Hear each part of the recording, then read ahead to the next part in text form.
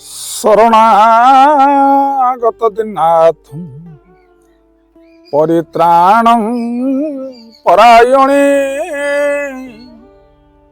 सर्वसाते हरे देवी माँ शारदे देवी नमस्तुते। जय माँ शारदा। आजिकार नीतिवाणी आरंभ करने पूर्व मोर परिचय उपरे जानी रखिथांतु। मु हेउची जने साधारण फिलोसोफर प्रवचक सुरेश महाली।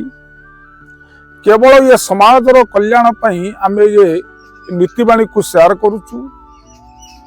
आपण मानकु जदि मो नीतिवाणी भलो लागुथबो आपण माने गुटे लाइक करी सब्सक्राइब कर दियंतु।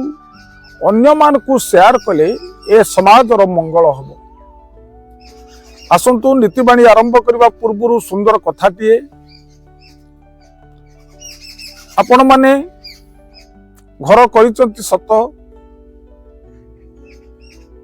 किंतु घरर रोषेई घर सदा सर्वदा अग्नि कोण रे ये करिवे।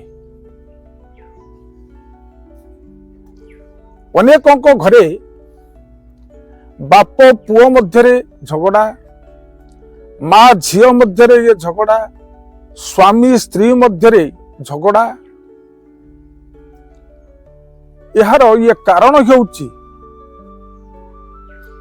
जो घरे रोषेई घर अग्नि कोण रे न होइथिबो से घरे एई भली अशांतर वातावरण खेले।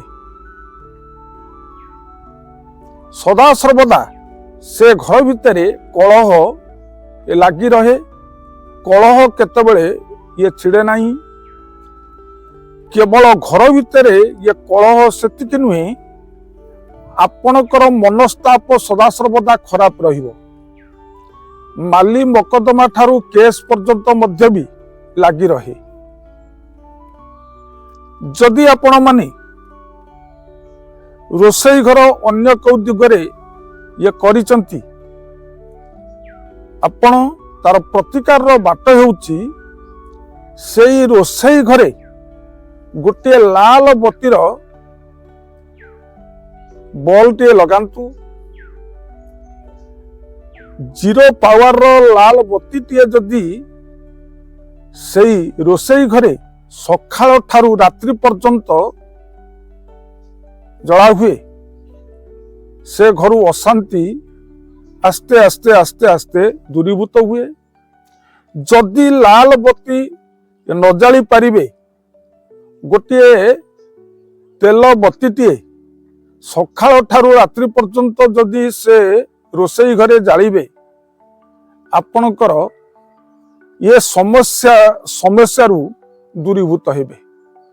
आपणक घरे जो अशांति सृष्टि हेउची सेतुरु आपण माने ये निवृत्त रहिबे, यह सत्य।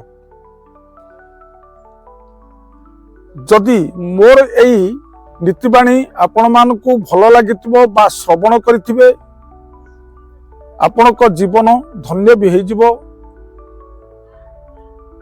आजिकार अनुचिंता